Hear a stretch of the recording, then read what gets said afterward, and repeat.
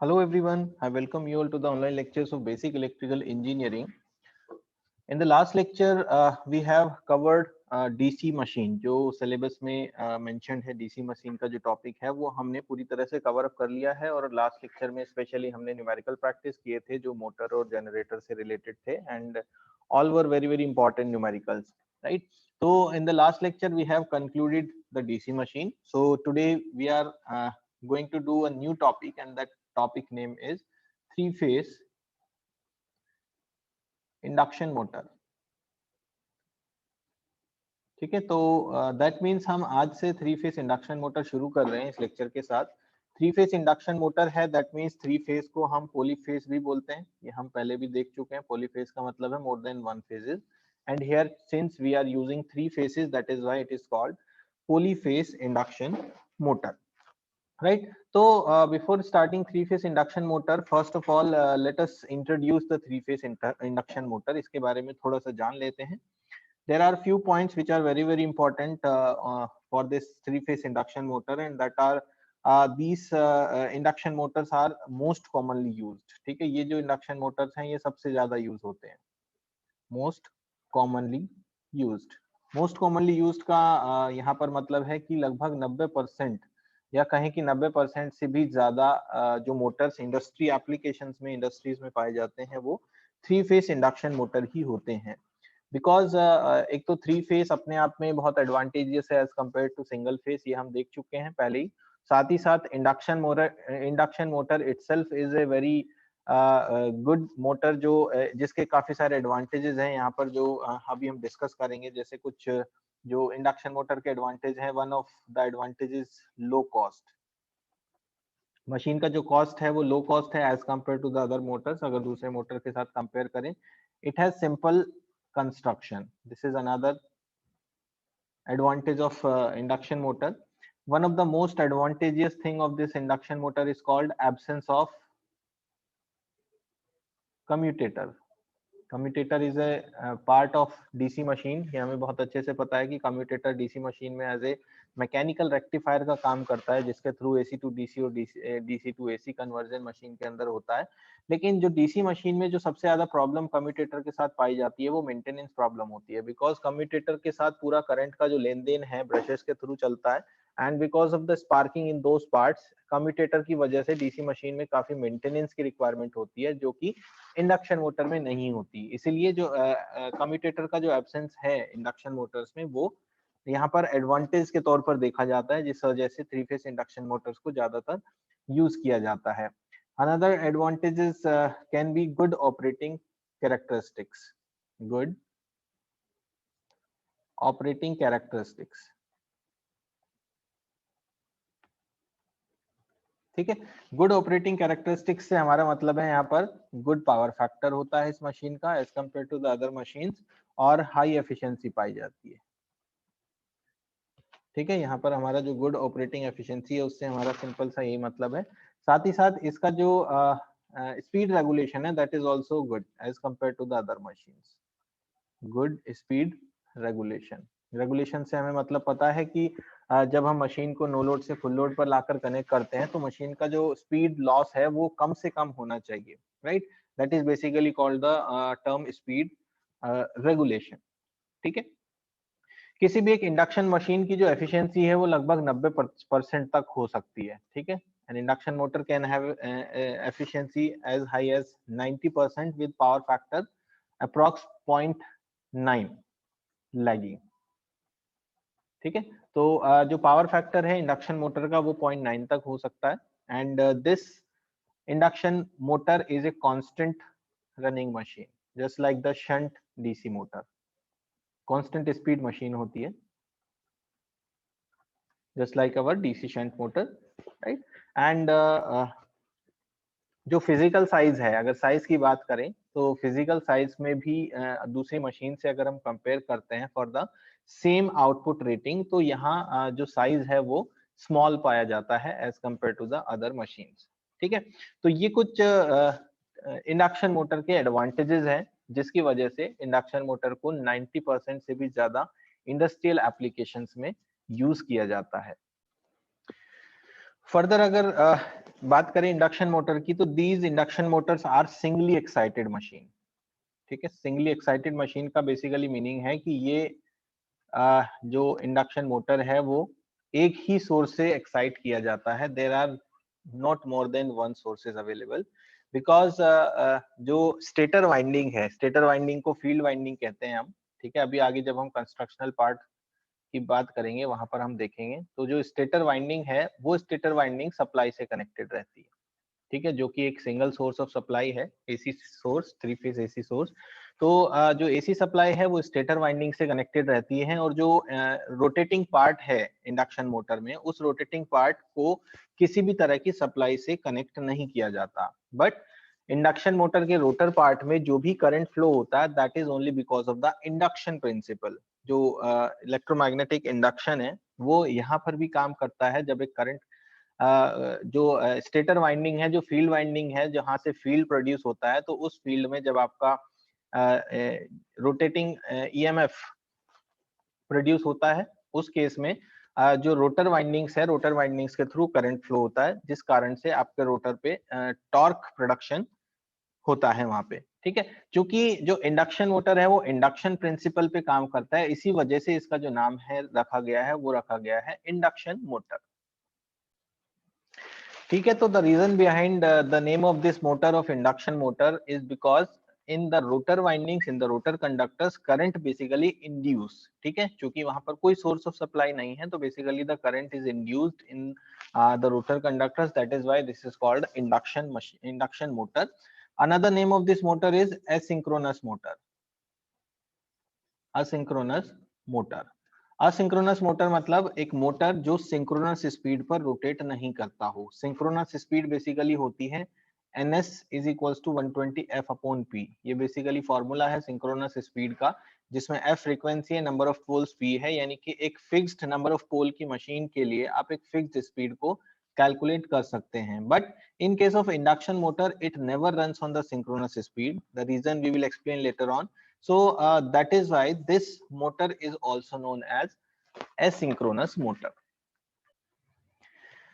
Also induction motor का अगर working देखते हैं तो इसका वर्किंग बिल्कुल ट्रांसफार्मर की ही तरह होता है। ट्रांसफार्मर में भी हमारे पास एक ही सोर्स ऑफ सप्लाई होता है जो प्राइमरी पे कनेक्टेड होता है, और सेकेंडरी में म्यूचुअल इंडक्शन की वजह से सेकेंडरी में करंट का फ्लो होता है। बिल्कुल सिमिलरली उसी तरह से इंडक्शन मोटर में भी यहाँ काम होता है, जैसा हमने अभी बताया कि स्टेटर वाइंडिंग पर थ्री फेज सप्लाई कनेक्टेड रहेगी, और जो रोटर है, रोटर में जो करंट का फ्लो होगा वो म्यूचुअल इंडक्शन की वजह से होता है। इसलिए इसको कभी कभी रोटेटिंग ट्रांसफार्मर भी कहते हैं। रोटेटिंग मतलब एक ट्रांसफार्मर मतलब ट्रांसफार्मर एक्शन, रोटेटिंग मतलब एक ऐसा मशीन जो रोटेट करता हो। तो कभी sometimes it is called transform rotating transformer. ठीक है, now let us come to the construction part of the induction motor. Construction of three phase induction motor. ठीक है, कंस्ट्रक्शन की बात करते हैं। बेसिकली अगर कंस्ट्रक्शन की बात करें थ्री फेज इंडक्शन मोटर की, तो अगर उसको डीसी मशीन से कंपेयर करते हैं तो यहाँ पर जो कंस्ट्रक्शन है इंडक्शन मोटर का वो सिंपल है, right? It's not a complex construction but it is a simple construction as we compare it with the DC machine, right? जो इसेंशियल पार्ट्स हैं एक थ्री फेज इंडक्शन मोटर के, उसमें mainly तो जो मेजर पार्ट्स होते हैं वो हमारे पास आते हैं। Number one is stator. Stator means the stationary part of the machine, and second part is the rotor, that is the rotating part of the machine. In case of DC machine, rotating part को हमने armature कहा था. So here in this case of three phase induction motor, it is known as the rotor. In these two parts, rotor is separated from the stator. Rotor का stator से कोई connection नहीं होता, free to rotate होता है in between, and there is some air gap in between these two parts that may be ranging from 0.4 mm to 4 mm. ठीक है, जो एयर गैप है वो 0.4 से 4 mm के बीच में हो सकता है, depending upon the size of machine. जितना हाई पावर रेटेड मशीन होता है उतना ही एयर गैप कम रहता है, तो अकॉर्डिंगली मशीन टू मशीन और पावर रेटिंग के वाइज ये एयर गैप चेंज हो सकता है। तो these are the main two parts of three phase induction motor, right? तो let's proceed to the first part, that is stator. सबसे पहले डायग्राम देखेंगे स्टेटर का क्या होता है, कैसा दिखाई देता है एक्चुअल में। So here is the diagram of stator. Just a minute. So yes,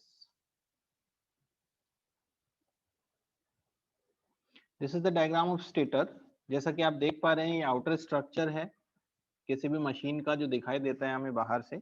इसमें कोर होती है जिसके अंदर armature windings, sorry field windings होती हैं, core, right. This is the terminal box जहां से हम वायर कनेक्ट करते हैं, ठीक है। यहाँ पर बेस है, सपोर्ट है, जहां से मोटर को स्टैंड करने के लिए हेल्प मिलती है। तो these are the various parts of three phase induction motor, right. तो जो आउटर बॉडी है मोटर का, उसका जो मेन फंक्शन क्या होता है? मेन फंक्शन होता है स्टेटर कोर को सपोर्ट करना और इनर पार्ट्स ऑफ मशीन्स को प्रोटेक्ट करना, राइट।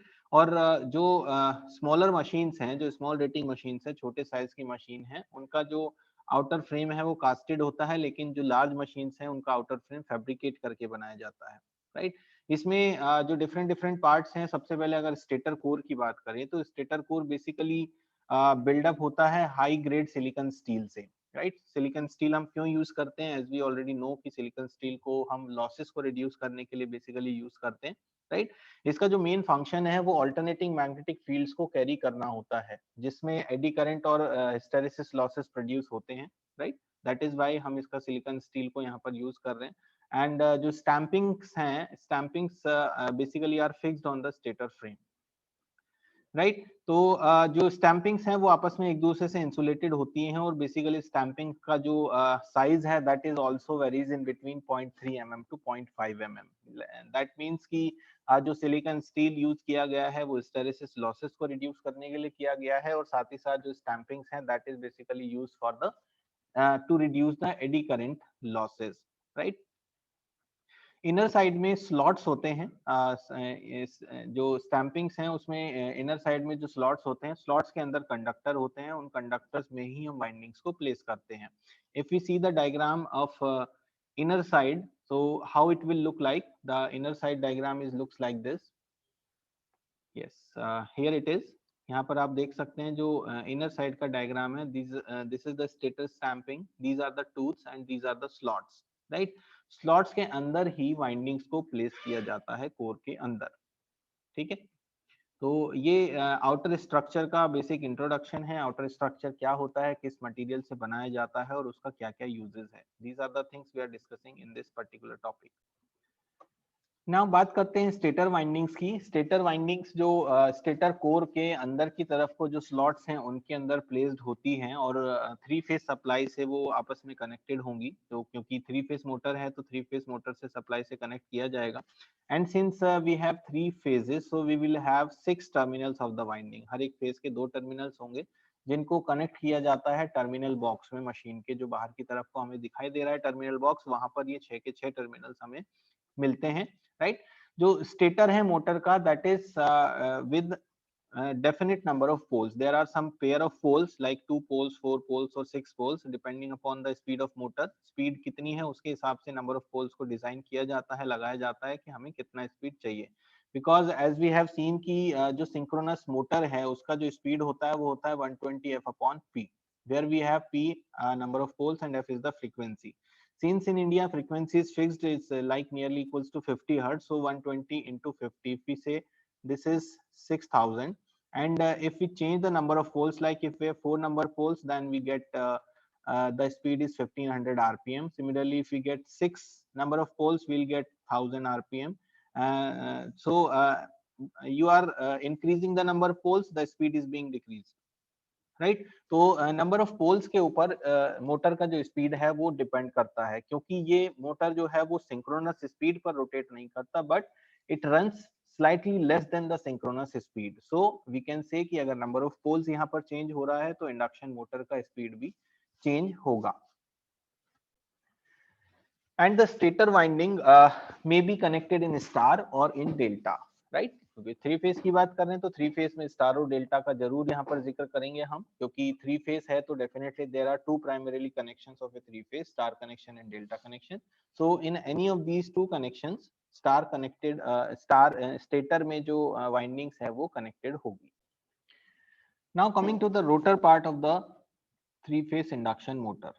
रोटर की बात करते हैं। सबसे पहले रोटर के बारे में समझते हैं कि क्या है रोटर। बेसिकली रोटर, जैसा कि हमने अभी बताया था, रोटर एक रोटेटिंग पार्ट है इंडक्शन मोटर का। इसको भी लैमिनेशन से ही बनाया जाता है और सेम मटेरियल से बनाया जाता है जिसको हमने स्टेटर के लिए यूज किया है, राइट। जो लेमिनेटेड सिलेंड्रिकल कोर है वो डायरेक्टली शाफ्ट के ऊपर माउंटेड होती है। These laminations are slotted outer side to receive the conductors, क्योंकि जो कंडक्टर्स हैं उनको हमें आउटर साइड से रिसीव करना है, तो जो लेमिनेशंस हैं उनको हम अंदर की तरफ को कुछ इस तरह से कनेक्ट करते हैं जिससे वो आउटर साइड में कंडक्टर्स से कनेक्ट हो सके, ठीक है। एंड जो रोटर का कोर है उसके आउटर सरफेस पे स्लॉट्स होंगे। अगेन स्लॉट्स जो वाइंडिंग्स को प्लेस करने के लिए यहाँ पर लगाए गए हैं, उनको प्लेस करने के लिए, वाइंडिंग को प्लेस करने के लिए, जिसको हम रोटर वाइंडिंग कहते हैं, ठीक है। तो जो रोटर वाइंडिंग है वो दो तरह की होती है। Number one is called squirrel cage and number two is wound, ठीक है। एंड ये दोनों रोटर के भी टाइप्स होते हैं और इन्हीं दोनों को हम types of three phase induction motor भी कहते हैं। On the basis of rotor construction, किस तरह का रोटर है उसके बेसिस पे थ्री फेस इंडक्शन मोटर को भी क्लासिफाई किया जाता है, राइट। तो हियर वी कैन सी कि there are two types of three phase induction motors. One is squirrel cage induction motor और squirrel cage rotor induction motor, and second one is wound rotor induction motor. So out of these two, first we will discuss about squirrel cage.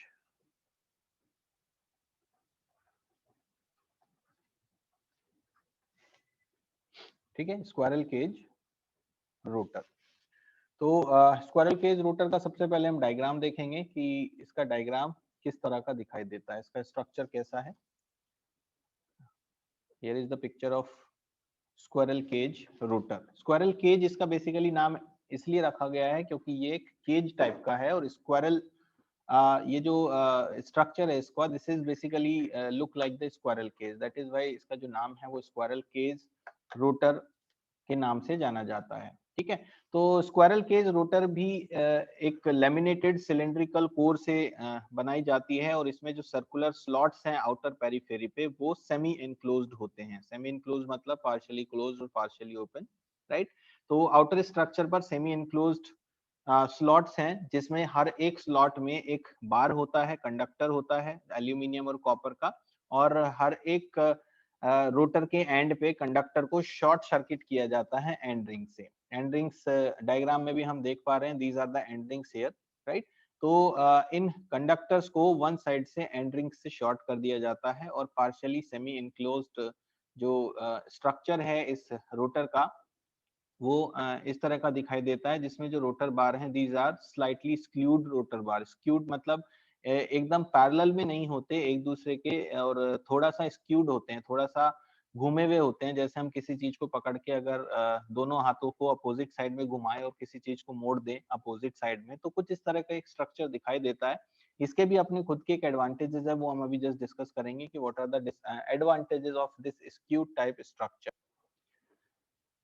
So as we have discussed कि जो rotor है वो किसी भी तरह से electrical connection से connected नहीं होता है। तो जो भी करंट रोटर में ट्रांसफर होगा, फ्लो होगा, वहां पर ट्रांसफार्मर एक्शन की वजह से ही स्टेटर के साथ जो म्यूचुअल इंडक्शन प्रिंसिपल है वो यहाँ पर काम करेगा और रोटर के अंदर, कंडक्टर्स के अंदर करंट फ्लो करेगा, ठीक है। तो जो स्क्वायरल केज रोटर है वो उसके साथ जो भी इंडक्शन मोटर लगा होगा स्क्वायरल केज रोटर के साथ, उसको हम कहते हैं squirrel cage induction motor, right. और जो ज्यादातर इंडक्शन मोटर्स होते हैं वो स्क्वायरल केज रोटर के टाइप के ही होते हैं, क्योंकि सिंपल और रोबस्ट कंस्ट्रक्शन इस पर्टिकुलर टाइप के मोटर का पाया जाता है। एंड इसके कुछ एडवांटेजेस जो हम अभी डिस्कस कर रहे थे, जो स्क्यूड जो इसका कंस्ट्रक्शन है उसके कुछ एडवांटेजेस हैं, वो क्या है। बेसिकली इस स्क्यूड जो अपीयरेंस है इसका, उसका सबसे पहला एडवांटेज है कि इससे हमिंग नॉइज रिड्यूस हो जाती है। हमिंग नॉइज मतलब अगर मोटर के मैग्नेटिक फंक्शनिंग की वजह से जो मोटर हमिंग नॉइज क्रिएट करता है उसकी वजह से यहाँ पे हमिंग नॉइज डिसअपियर होती है, रिड्यूस होती है, जिससे स्मूथ और नॉइज फ्री ऑपरेशन मिलता है। दूसरा एक सबसे बड़ा डिसएडवांटेज है कि जो टॉर्क है वो यूनिफॉर्म मिलता है हमें डिफरेंट पोजीशंस ऑफ रोटर पे, क्योंकि आपके जो कंडक्टर्स हैं, रोटर बार्स हैं, वो स्क्यूड हैं, तो वो किसी भी स्टेटर कंडक्टर के साथ पैरेलल में नहीं दिखाई देते, इनफैक्ट वो मल्टीपल कंडक्टर्स को कवर करते हैं क्योंकि उसका स्ट्रक्चर एग्जैक्टली पैरेलल में नहीं होता। दैट इज वाई एक यूनिफॉर्म टॉर्क यहाँ अचीव होता है इस मोटर में। थर्ड एक इसका एडवांटेज है कि अगर स्टेटर कंडक्टर और रोटर कंडक्टर दोनों एक साथ पैरेलल में एग्जैक्टली सेम पोजीशन पर आ जाते हैं तो वहां लॉकिंग टेंडेंसी होती है बिकॉज ऑफ द मैग्नेटिज्म। तो because of this skewed construction of this rotor, that locking tendency is no more appeared in the motor, right? जिसकी वजह से रोटर और स्टेटर के टीथ्स जो हैं आपस में जो स्लॉट्स हैं वो एक दूसरे के साथ अट्रैक्ट होके लॉक हो सकते हैं, राइट? तो वो यहाँ पर खत्म हो जाती है। एंड सम अदर एडवांटेजेस जो हमने बात की अभी, क्योंकि most of the induction motors are squirrel cage rotor type of induction motors, तो there are multiple advantages. The maintenance is very less of this type of motor. The power factor is very high. Efficiency is high. So these are the multiple advantages of squirrel cage rotor, apart from its cheapness and simple construction, right? So these are some advantages of squirrel cage induction motor. Apart from these advantages, this motor suffers with some disadvantages also, because if there is some advantage of a particular thing, then there must be some disadvantages also. So these disadvantages are like this end ring. ये जो end ring से हमने rotor bars को short किया है, तो this is the disadvantage of this type of machine. हम यहाँ पर end rings connect करने के बाद, short circuit करने के बाद, कोई भी external रेजिस्टेंस नहीं कनेक्ट कर सकते। एक्सटर्नल रेजिस्टेंस कनेक्ट करके हम टॉर्क को वेरी कर सकते हैं मशीन के, which is not at all possible in this type of motor. So this is the basic disadvantage of this type of motor. Second disadvantage is during the starting time it offers A low torque. इसका जो starting torque है वो लो होता है और हम starting torque को increase नहीं कर सकते because we can not connect the external resistance. External resistance connect करने से टॉर्क वेरी होता है, राइट? ये हम आगे अभी देखेंगे, कुछ जो टॉपिक्स हैं आगे आने वाले जो टॉपिक्स हैं उसमें हम ये चीज क्लैरिफाई करेंगे कि how this happens, right? So these are the disadvantages of squirrel cage rotor. Now second type of rotor construction is wound rotor.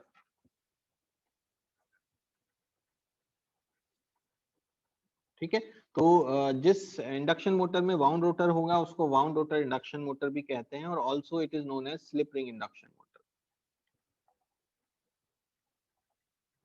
जिसमें वाउंड रोटर होगा that is also known as slip ring induction motor. So first of all, we'll see the diagram of this type of rotor, wound rotor induction motor or slip ring induction motor. Yes, this is the slip ring induction motor or wound rotor. इसमें हमें जो parts दिखाई दे रहे हैं, one is the shaft, and here we see skewed rotor slots. Here is the slip rings, right? That is why this is called slip ring induction motor. ठीक है. तो जो स्लिप रिंग इंडक्शन मोटर है उसमें जो cylindrical core है वो laminated होती है. लैमिनेटेड हम जहां भी वर्ड यूज करते हैं, लैमिनेशंस का सिंपल सा मीनिंग है कि we want to reduce the eddy current losses, right?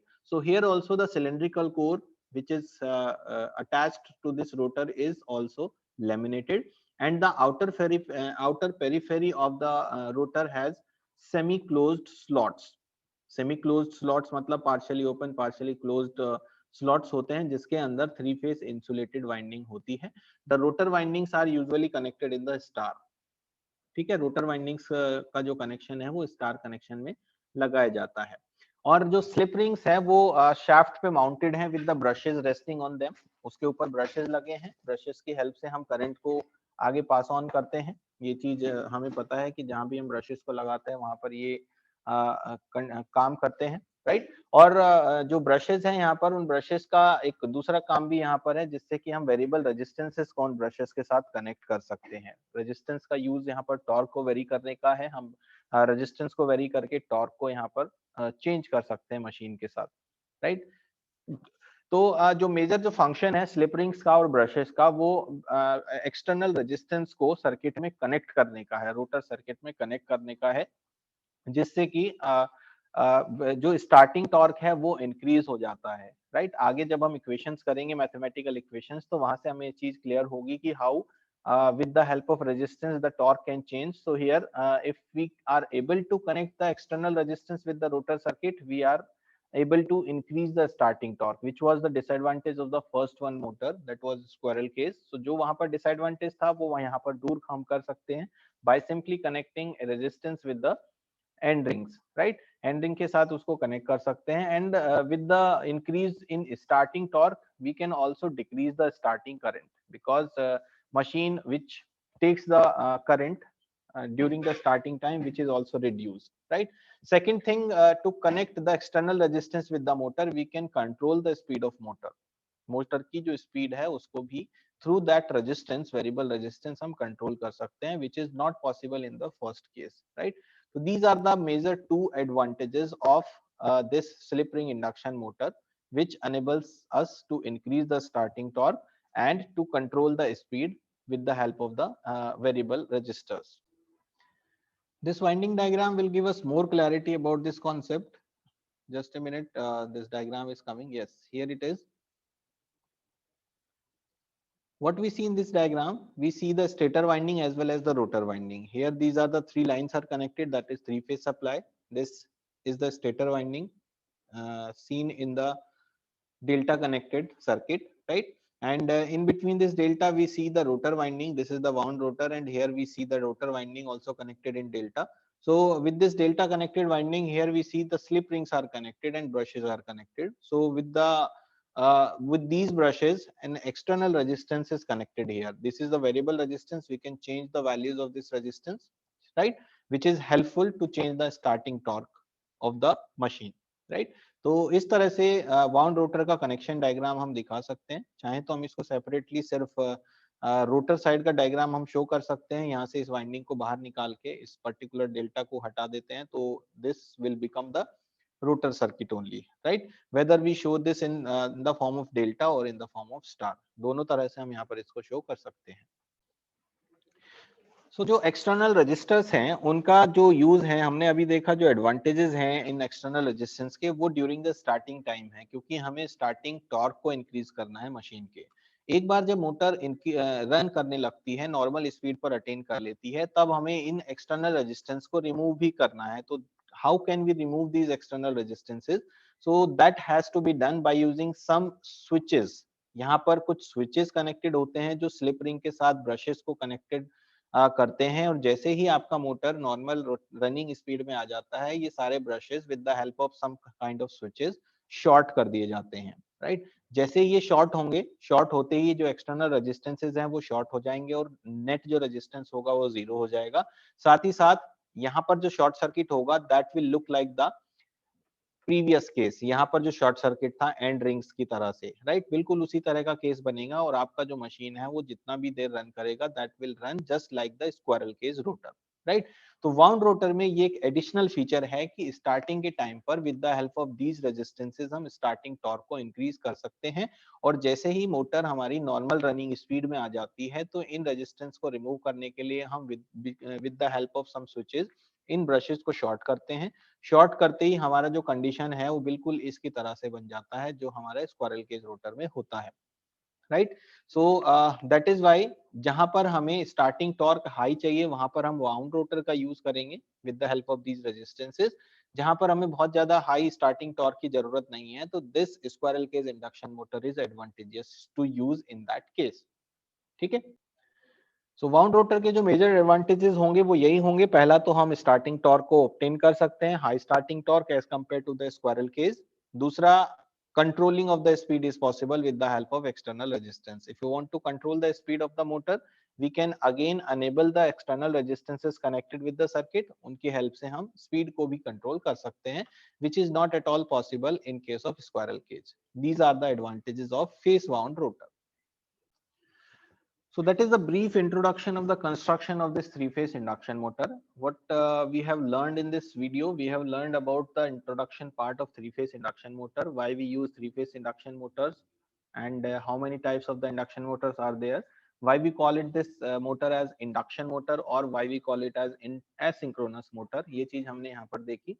Then we have seen the constructional features of this three-phase induction motor, where two parts are there, stator and rotor, and one by one we have discussed some important parts of rotor and stator with the help of their diagrams, right? So in this lecture we stop this discussion right here, right?